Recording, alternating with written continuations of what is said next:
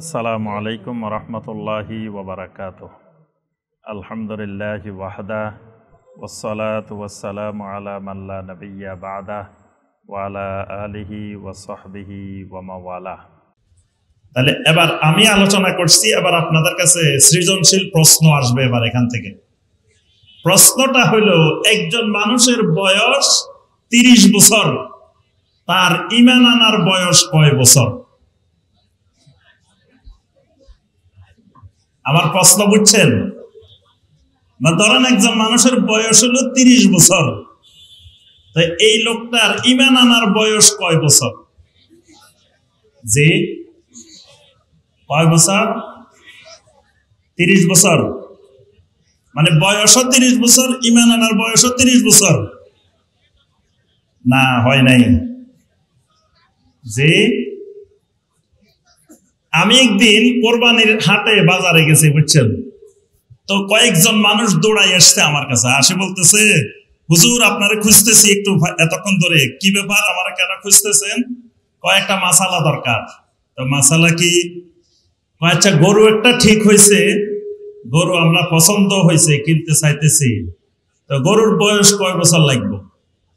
আমি বললাম যে গরু তো কমপক্ষে 2 বছর হওয়া লাগবে। তো কয়, আরে হুজুর আপনি কি বলতেছেন? এই গরু এটা তো মায়ের পেটে তো 1 বছর ছিল, তাহলে মায়ের পেটে 1 বছর, এখানে 1 বছর, 2 বছর তো হয়ে গেছে। এখন আমি বলছি, একজন মানুষের বয়স যদি 30 বছর হয়, তার ঈমান আনার বয়স কয় বছর? এটা মনে রাখবেন, তার ঈমান আনার বয়স 30 বছর 6 মাস। কত হয়েছে? 30 বছর 6 মাস। 6 মাস বাঁচলো কেন? আমরা তার বয়স হিসাব করি যেদিন সে আল্লাহর জমিনে ঢুকছে।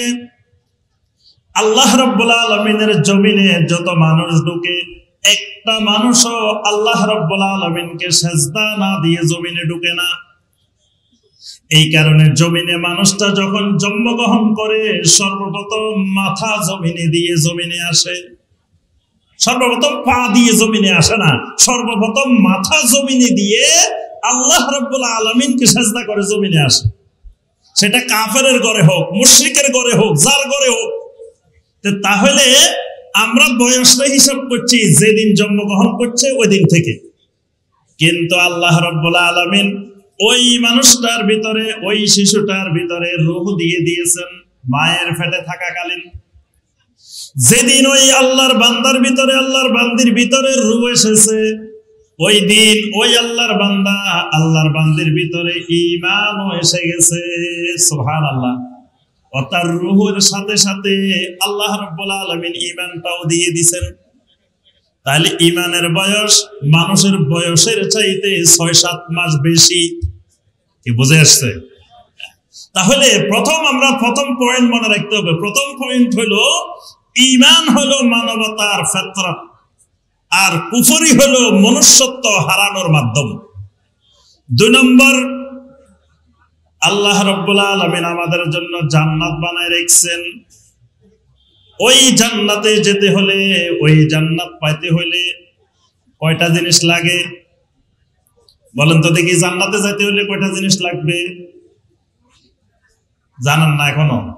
আচ্ছা, জান্নাতে যেতে চান কে কে? মাশাআল্লাহ। আচ্ছা, জান্নাতীরা হাত নামান। জাহান্নামে যেতে চান কে কে? একটাও নাই, দেখছেন? একজনও জাহান্নামে যেতে আমরা চাই না।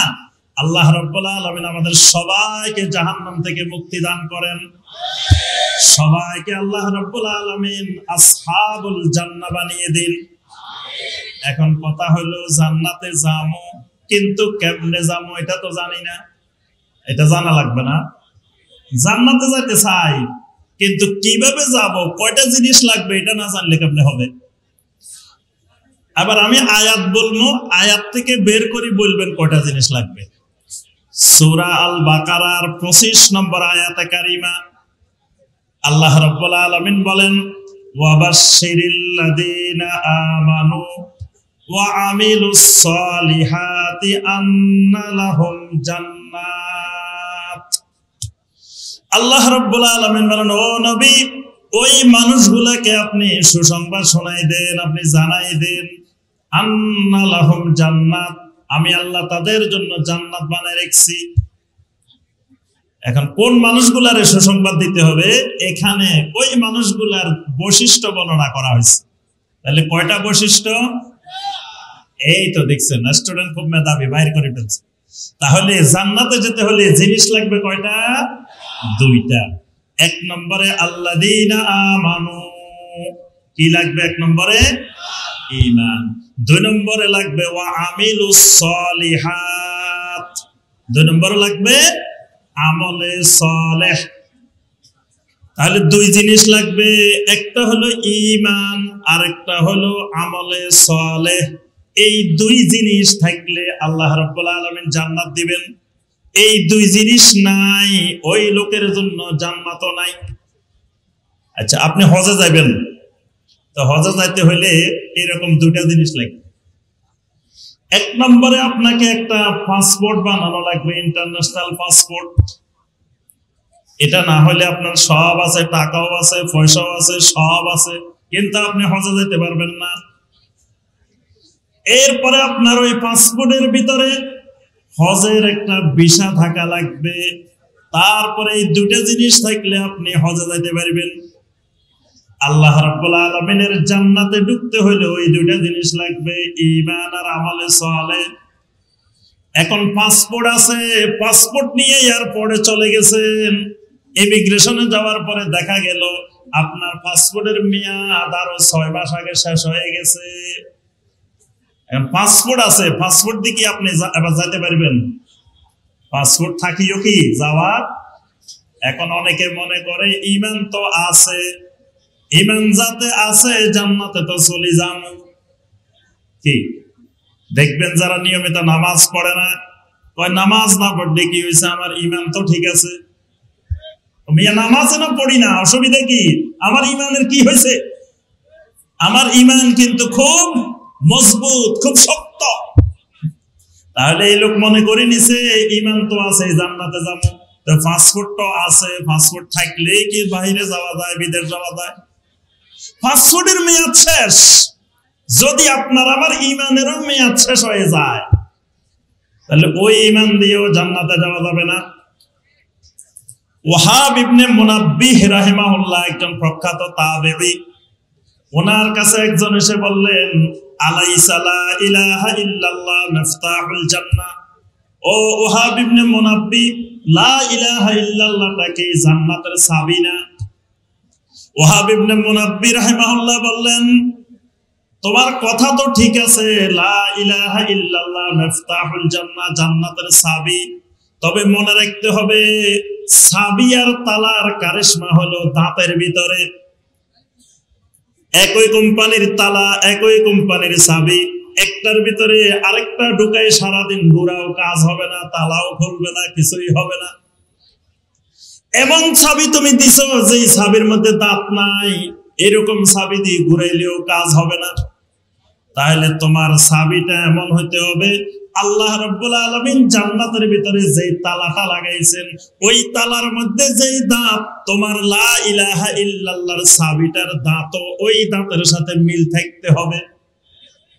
যদি দাঁতে দাঁতে না মিলে, জান্নাতের তালার দাঁতের সাথে তোমার চাবির দাঁতটা না মিলে, তাহলে ওই রকম চাবি নিয়ে গেলে তুমি জান্নাতে ঢুকতে পারবে না। তাহলে ঈমান থাকলেই জান্নাত না। ঈমানটা, ঈমানের শর্ত, ঈমানের রোকন, ঈমানের উসুল সব মিলে যদি থাকে, ওই ঈমানে জান্নাত পাওয়া যায়। এই কারণে আল্লাহ রাব্বুল আলামিন প্রথম শর্ত দিয়েছেন ঈমান। জান্নাতে যাইতে হলে কি লাগবে? ঈমান লাগবে। তাহলে বোঝা গেল 2 নম্বর পয়েন্ট, জান্নাতে যেতে হলে একটা বিশুদ্ধ ঈমান লাগবে। আর যদি ঈমান না থাকে তাহলে জান্নাতে যাওয়ার সুযোগ নাই। 3 নম্বর কথা মনে রাখতে হবে পয়েন্টগুলা ঈমানের বিষয়। 3 নম্বর পয়েন্ট, আল্লাহ রাব্বুল আলামিনের বন্ধু হইতে হইলে, আল্লাহর সাথে বেলায়েত করতে হলে, বন্ধুত্ব করতে হইলে কয়টা জিনিস লাগে? এবার এটা বলেন।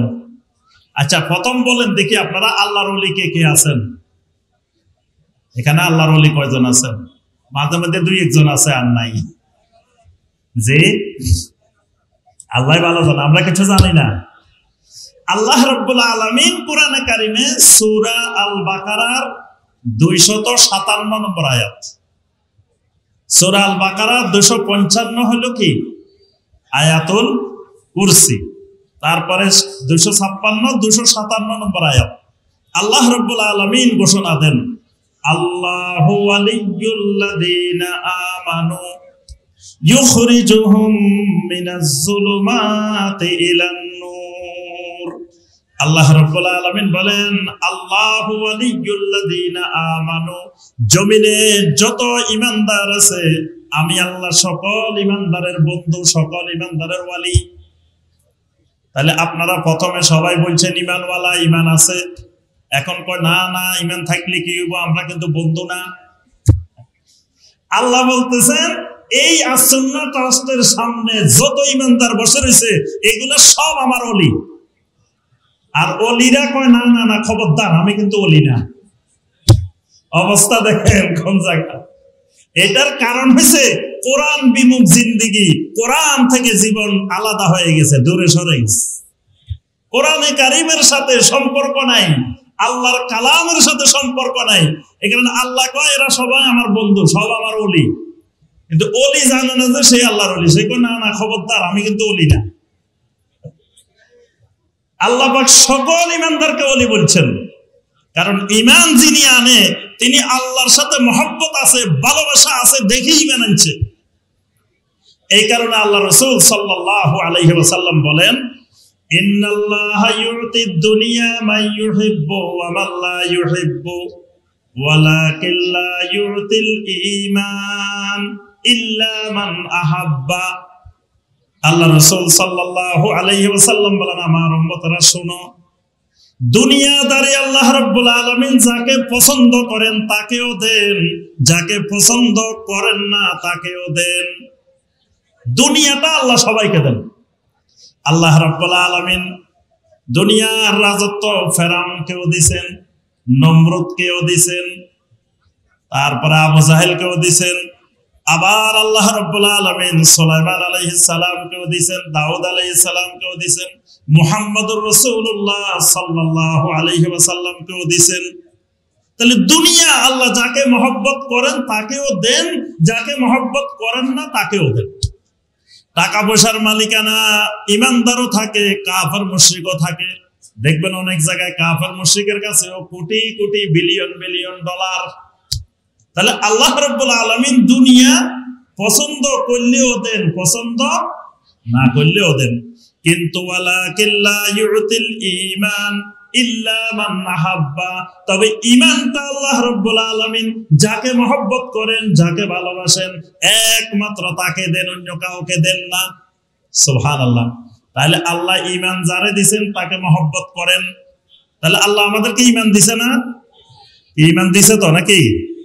ঈমান যারে দেন আল্লাহ রাব্বুল আলামিন তাকে ভালোবাসেন, তাকে মহব্বত করেন। তাহলে আল্লাহ রাব্বুল আলামিন আমাদেরকে কি করেন?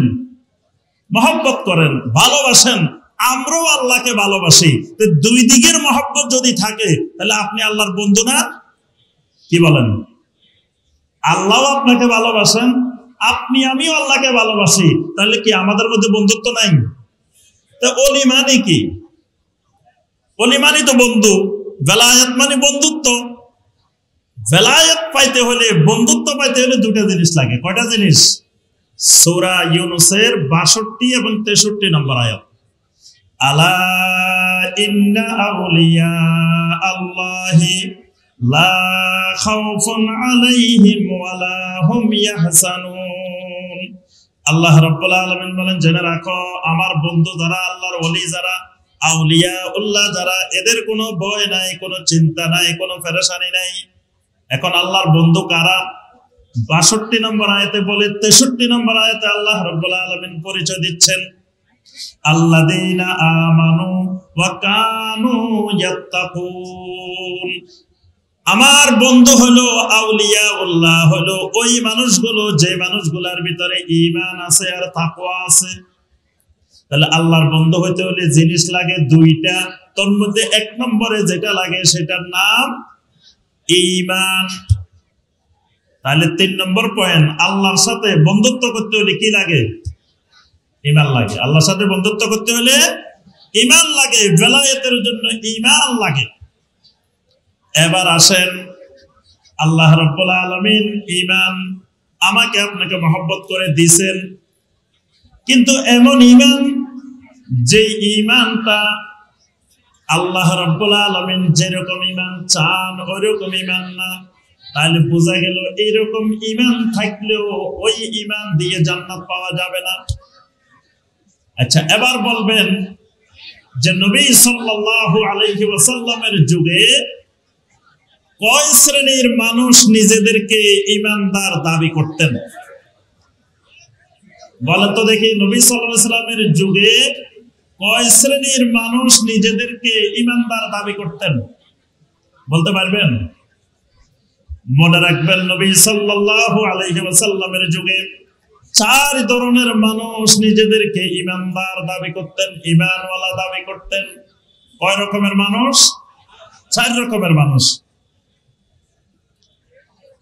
1 নাম্বার আবু জাহাল, আবু লাহাব, উতবা, সাইবা, আখনাস ইবনে শুরাইক লানাতুল্লাহি আলাইহিম।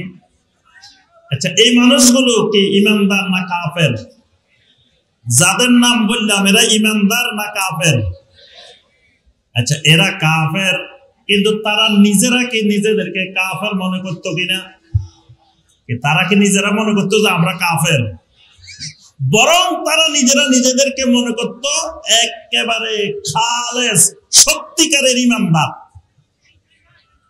তারা মনে করত বরং নবী সাল্লাল্লাহু আলাইহি ওয়াসাল্লাম এবং সাহাবায়ে কেরামেরা হলো ধর্মত্যাগী, আর তারা হলো একেবারে নির্বেজাল, খাঁটি, খালেস ঈমানদার।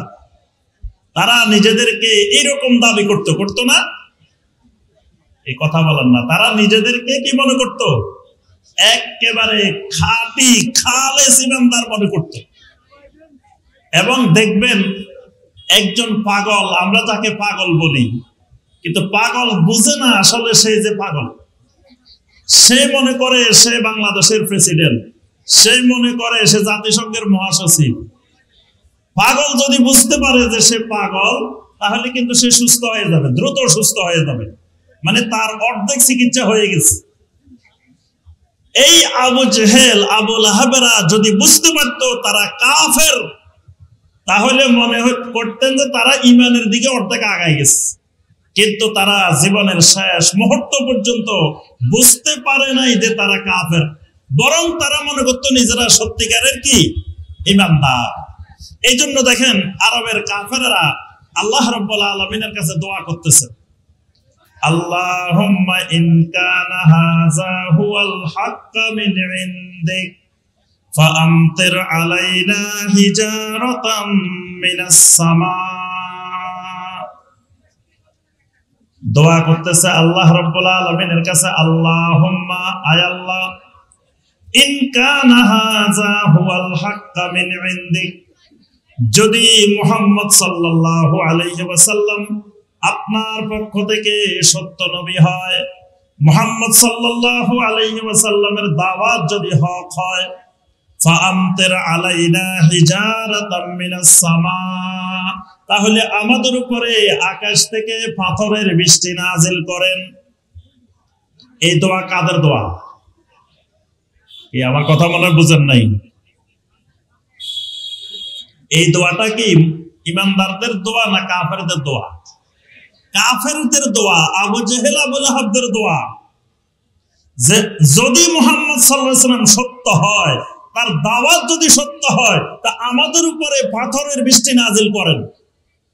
তার অর্থ হলো তারা নিশ্চিত যে তাদের উপরে জীবনেও কোনোদিন পাথরের বৃষ্টি নাজিল হবে না, কারণ তারা সত্যিকারের ঈমানদার, মানে এটা তাদের বিশ্বাস।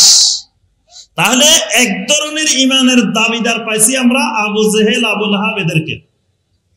আরেক ধরনের ঈমানের দাবিদার আব্দুল্লাহ বিন উবাই সহ ওই জামানার মুনাফিক গুলো, এই মুনাফিকরাও নিজেদেরকে ঈমানদার দাবি করত।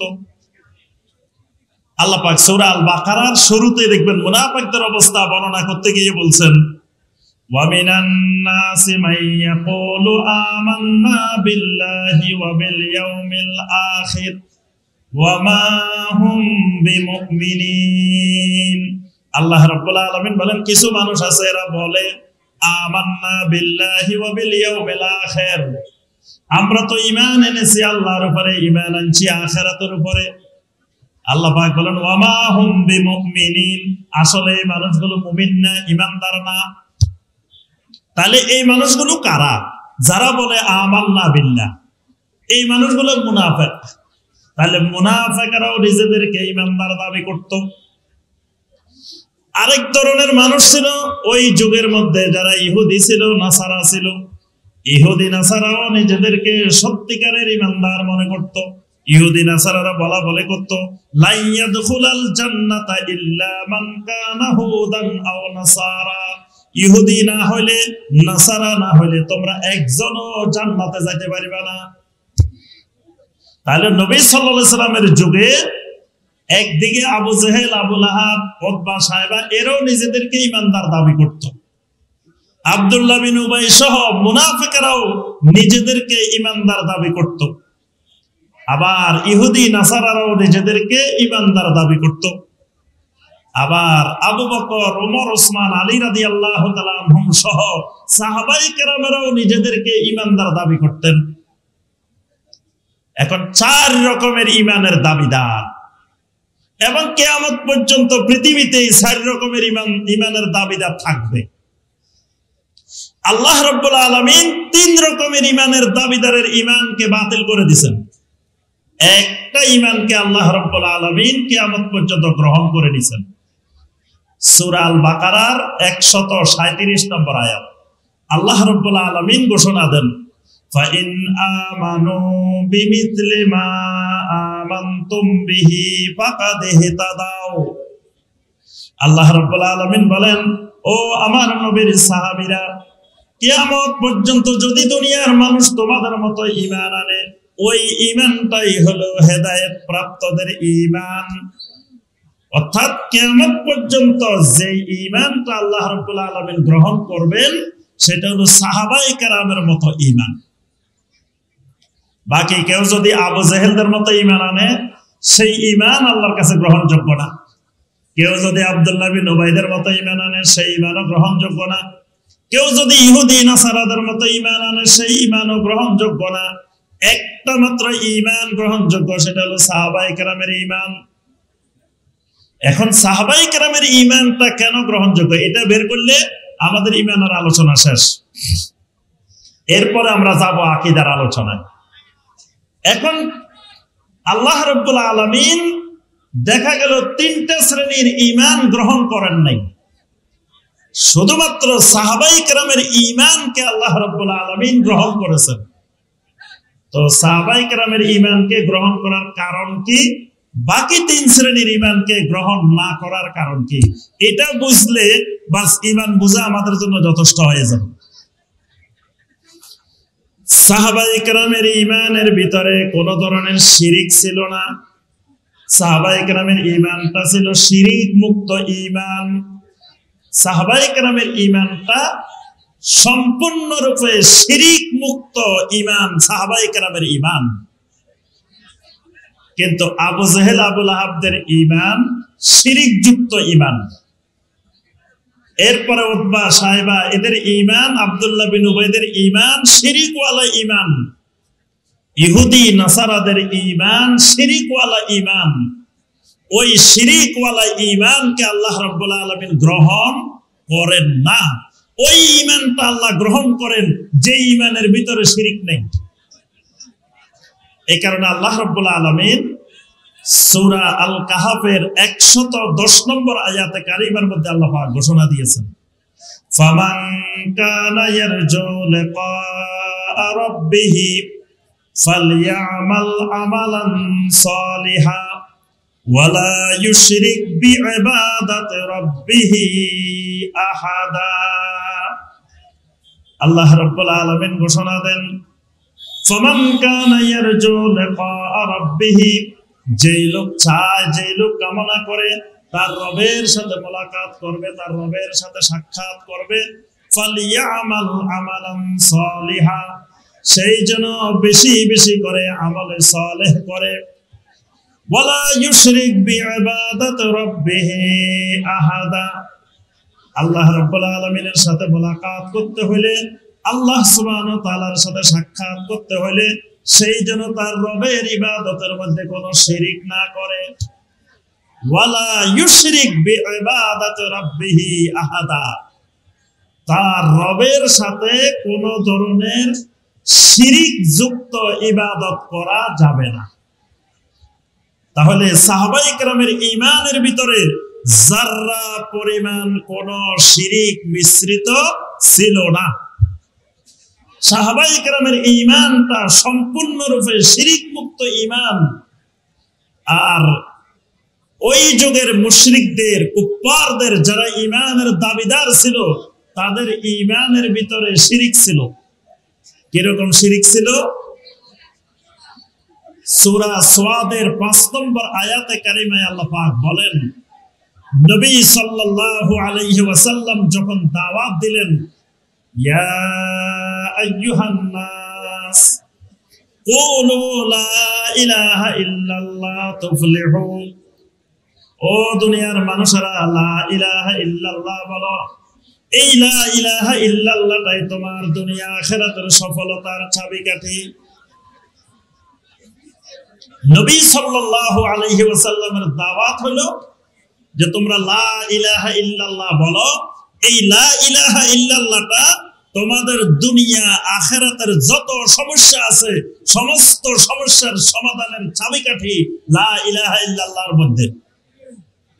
তখন আরবের মুশরিকেরা এই দাওয়াতের জবাবে যে কথাটা বলছে আল্লাহ পাক সূরা সাদের 5 নম্বর আয়াতে উল্লেখ করেছেন, তারা বলে উঠল, আজআলাল আলিহাতা ইলাহা ওয়াহিদা ইন্না হাযা লাশাইউন উজাব। তারা বলে উঠল, মুহাম্মদ সাল্লাল্লাহু আলাইহি ওয়াসাল্লাম, তুমি আমাদেরকে দাওয়াত দিচ্ছ সমস্ত মাবুদ, বাতিল মাবুদ ছেড়ে দিয়ে একমাত্র আল্লাহ রাব্বুল আলামিনের গোলাম হওয়ার জন্য, একমাত্র আল্লাহ রাব্বুল আলামিনকে মাবুদ বানানোর জন্য। কিন্তু আমরা বর্তমানে এত 361 মাবুদের ইবাদত করার পরেও আমরা শান্তির মধ্যে নাই। তো যদি 360টা মাবুদ আমরা ছেড়ে দিই, পরিত্যাগ করি, তাহলে আমাদের অবস্থা কি হবে? আমাদের তো অশান্তির কুল কিনারা খুঁজে পাওয়া যাবে না। তারা বলছে, আমরা তো আল্লাহর ইবাদত করি, কিন্তু আল্লাহ রাব্বুল আলামিনের ইবাদত করার সাথে সাথে আমরা আরো 360 জনেরও ইবাদত করি। টোটাল আমরা 361 জনের ইবাদত করি। এখন 361 জন থেকে যদি 360 জনে বাদ দিয়ে দিই, একমাত্র আল্লাহর গোলামি করি, তা আল্লাহ রাব্বুল আলামিনের কাছে যদি সব দায়িত্ব আল্লাহর উপরে অর্পণ করা হয়, তা আল্লাহ একা কয়টা দিক সামলাবে? নাউযুবিল্লাহ। মানে আরবের মুশরিকদের কথা হলো যে একমাত্র আল্লাহর ইবাদত করলে সহজে আল্লাহ রাব্বুল আলামিন সবকিছু সমাধান করতে পারবে না। সুতরাং আল্লাহর পাশাপাশি যারা আল্লাহর মুকাররাবিন, যারা সালেহিন, যারা দিনদার বান্দা আছেন, তাদেরও কিছু মাঝে মাঝে ইবাদত করা দরকার। অর্থাৎ তারা ইবাদতের মধ্যে শিরিক মিশ্রিত করে ফেলছে। এই শিরিক মিশ্রিত ঈমানকে আল্লাহ রাব্বুল আলামিন গ্রহণ করেন না। তাহলে যে ঈমান শিরিক মিশ্রিত, যে ঈমানের ভিতরে শিরিক থাকবে, যে ঈমানের ভিতরে শিরিক থাকবে, সেই ঈমানকে আল্লাহ রাব্বুল আলামিন গ্রহণ করবেন না। যে ঈমানের ভিতরে কুফরি থাকবে, ওই ঈমানকে আল্লাহ পাক গ্রহণ করবেন না। যে ঈমানের ভিতরে নিফাক থাকবে, মুনাফিকি থাকবে, ওই ঈমানকে আল্লাহ রাব্বুল আলামিন গ্রহণ করবেন না। যে ঈমানের ভিতরে বেদাতি আকীদা থাকবে, সেই ঈমানকে আল্লাহ রাব্বুল আলামিন গ্রহণ করবেন না। তাহলে যে ঈমানে জান্নাত পাওয়া যাবে, যে ঈমানে জাহান্নাম থেকে বাঁচা যাবে, যে ঈমানে আল্লাহর সাথে বন্ধুত্ব গড়ে উঠবে, যে ঈমান দিয়ে মনুষ্যত্ব রক্ষা করা হবে, যে ঈমান দিয়ে সমগ্র পৃথিবীকে পরিচালনা করা যাবে, ওই ঈমানটা হইতে হবে কুফর মুক্ত, শিরিক মুক্ত, নেফাক মুক্ত, বেদাত মুক্ত, বিশুদ্ধ ঈমান। আর এই শিরিক, এই কুফর, এই নেফাক, এই বেদাত, এটা বোঝার জন্য ভালো করে আমাদের ওস্তাদ ডক্টর আব্দুল্লাহ জাহাঙ্গীর রাহমাহুল্লাহর ইসলামী আকীদাকে ভালোভাবে পড়াশোনা করতে হবে। এটা পড়াশোনা করে সমাজে দাওয়াতে কাজ ব্যাপক হারে করতে হবে। তাহলেই আমাদের ঈমানের কোথায় কোথায় ত্রুটি আছে, আকীদার কোথায় কোথায় ত্রুটি আছে, আমরা সেই ত্রুটিগুলো বের করে নিজেদের ঈমানকে বিশুদ্ধ করতে পারবো। আল্লাহ রাব্বুল আলামিন আমাদের সবাইকে বিশুদ্ধ ঈমানের উপরে ইস্তেকামত থাকার, বিশুদ্ধ ঈমান নিয়ে কবরে যাওয়ার আল্লাহ পাক তৌফিক দান করুন। আমিন ইয়া রাব্বাল আলামিন। আসসালামু আলাইকুম ওয়া রাহমাতুল্লাহি ওয়া বারাকাতুহু।